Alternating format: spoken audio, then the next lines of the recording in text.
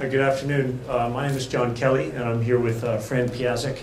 We run an innovation cell at BAE Systems, which is a defense company. So we're technology scouts, and we look for ideas, concepts, and technologies that can help grow our $5 billion business up in Nashua.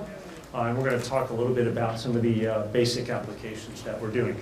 Just a show of hands, does anyone recognize who this is? Pardon me?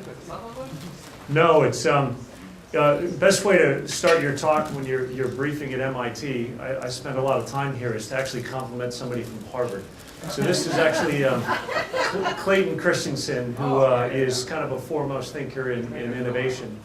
And his basic philosophy, if you could sum up all of his books, The Innovator's Dilemma, Innovator's DNA, basically says, take people with diversity in culture, education, and experience, smash them together, and great things happen. So I just wanted to compliment John and the team in terms of doing that, right? This is a really diverse group of people that have come together for a couple days, and amazing insights have coming out of it. So really well done.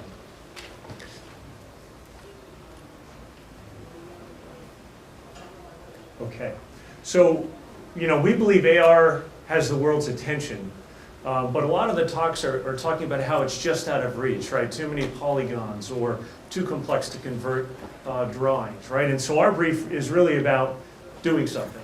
This is not hugely inspirational, it's just practical, pragmatic things where we're applying AR today to solve some basic problems. And as we go, we hope to get better at it, but we just wanted to share some things that we're doing instead of kind of thinking about. So that's kind of the foundation.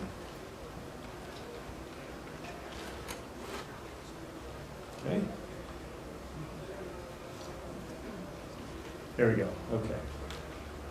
All right. So BAE Systems, just one slide on the company. We're a portfolio of 5,000 $1 million plus programs in the Nashua area. So what does that mean? It means that we have thousands of places where we can apply AR and VR if we can figure out how to do it, right? So we have survivability and targeting solutions. They make thousands and thousands of headsets for night vision that are all being converted to digital platforms now. The folks in C&CS make heads-up displays for the Typhoon. We're looking to make replacement heads-up displays for the F-35 and F-22, right? So we have built out these massive distribution channels for digital headwear, if you will, across militaries around the world. So once we figure out what to do, we already have the platforms and the distribution channels to leverage it. Other places, the ISR business deploys sensor systems around the world to military forces that are expeditionarily deployed. And what that really means is you're in the middle of nowhere and you have no help. And we believe telefield service and AR and mixed reality-based installation instructions and field service things could keep people out of harm's way, put fewer people in the field, right? Just as some basic applications. So we're gonna talk about just some basic things that we're doing in this space. Anything I'm missing, Fran? No? Yep. Okay, so there seems to be a really unreliable mouse here. So I started talking about defense, but up in Endicott, New York, we have a commercial hybrid drive bus business. We have relationships with the 7 major manufacturers of hybrid drive bus systems. So if you're in the city proper within London, that square mile, it's a zero emission environment for buses, right? So we now have 8,000 buses on the road around the world. In major cities, including Boston, right? Is it this gray line? The new gray line are going to be BAE Systems hybrid drive zero emission buses.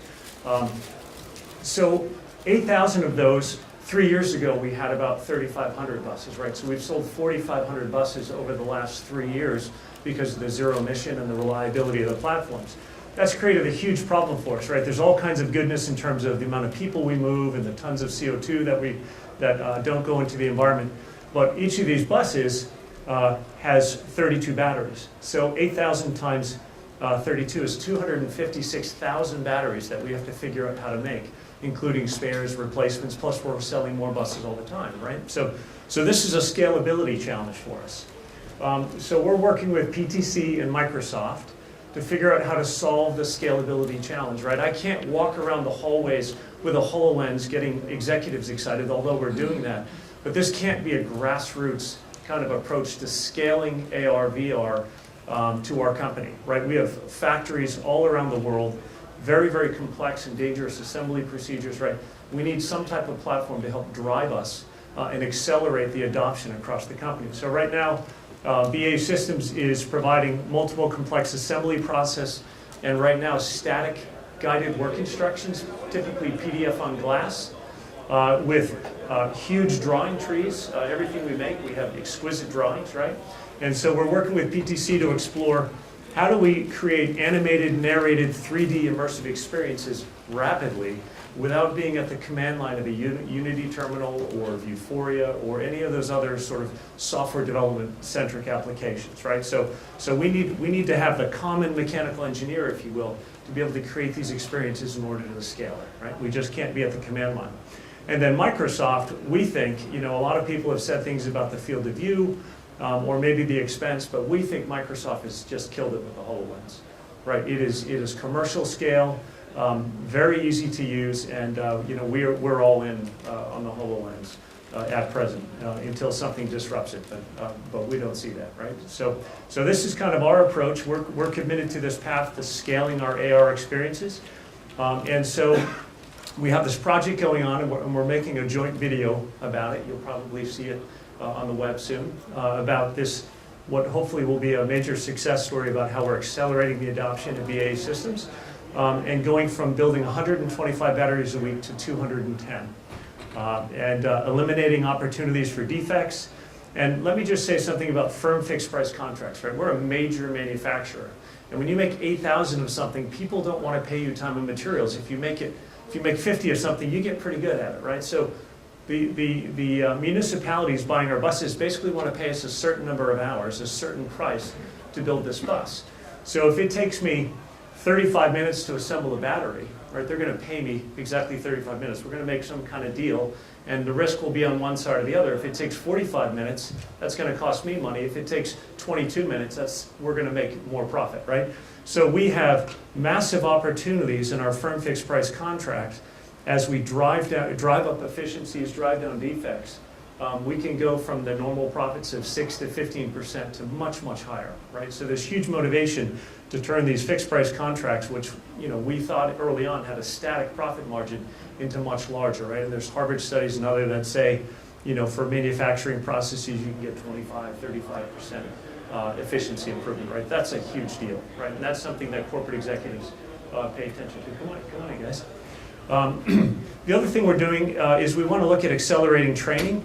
We're actually out of buildings and engineers in Nashville, right? Our executives, if they were in business school and said, hey, the biggest problem I'm going to have in the future as at our $5 billion companies, we ran out of engineers in buildings, right? You'd get a D- in business school for that, right? But it's a problem. So we're looking at how do we access maybe skilled working populations that where English isn't a native language, right? We can do that in something like the HoloLens, right? So just as an example, something we're doing today. Another very exciting thing is we make thousands and thousands of digital, well, I'll say night optics. Today they're analog, right? They're analog. And over this past summer, Fran led a project on the team to create the world's first digital combat optic. Instead of an analog system, we took a CCD out of a digital camera, and we created the world's first digital combat optic. And now that it's digital, you see a scene here where this weapon sight is mounted on an M4 with a 10x optical zoom, and we've actually digitally inserted a human target into that, so people can train with it. But now that it's digital, you can set up a wide area network, you can put accelerometers in it, you can count rounds, you can monitor battery levels, you can monitor biometrics. But more importantly, we can do things like navigation, display biometrics, display the location of other, perhaps, tactical squad members that are with them. On the night vision side, we did some augmentation where you have a night vision headset on the soldier, but he also has a weapon sight here. And we did something called a disturbed reticle. Does the soldier want to stick his head around the corner of the building to aim his rifle? No. But he could stick the rifle around the corner, and then we can actually display where the reticle is right on his night vision goggles while he stays set. Right? And also, now that things are digital, it doesn't matter the grain of the bullet, the barrel of the gun, the caliber, right? All of that is accounted for digitally as you change weapons, right? So pretty exciting stuff. That said, we're working with the U.S. Army. We had their futures group, one of their chief scientists with the futures group come and visit us, basically throwing their hands up and saying, hey, everything is getting digital. There's all this movement in development and in hardware platforms. What are we going to do? And so they're really sort of pausing because the architecture, the App Store architecture, the digital architecture is really unclear. So they're almost afraid to commit to a certain path because it might be obviated by something else since things are moving so quickly. Speaking of quickly, I saw the look. We'll keep going here. Okay, so we want to do a demonstration here, but I just want to explain something first. So another thing we're doing is we're doing AR-based storytelling in virtual hardware for trade show demos. So we have 300 business development leads around the world that have very diverse and non-technical backgrounds, right? Yet we make some of the most complex military hardware in the world. Right, so how do you make sure that those 300 people are telling a coherent story to the defense minister in Turkey, or somebody in Saudi Arabia, or somebody in England? Well, the first thing is we want to kind of normalize that message and actually take it out of their hands. And so what we've done is for the Defense Security Exchange International, for the first time, we didn't ship any hardware. We virtualized everything that we showed there. And we saved $100,000 in shipping and setup costs, because we shipped 18 HoloLenses and about 11 iPads. This slide is to demonstrate that if you have the chops and if you have the insights, there is real money in the marketplace for AR, VR technology. We just won a $12.5 million contract with DARPA to essentially build a visualization center to rapidly evaluate and integrate AR, VR technologies, understanding at the speed of sight, looking everywhere, seeing everything all the time. And so that's an artist concept that was essentially in our proposal. But if you think about the amount of sort of red-blue hardware in space now and how the warfare domain is possibly being extended there, there's a lot there to understand, a lot there to see and understand, right? Okay, whoops. Okay, last slide. Talk about augmented reality, right? The big guy in this photo has been augmenting reality near you probably for about the last year, right? And I'm not talking about the president. I'm talking about the guy to the left. This is Jamarcus King. He's a principal of what's called the JNF Alliance Group. And so I'm just trying to communicate something that I think is quite inspirational. The gentleman on the right is Wilbur Ross, the chairman of the Commerce Department.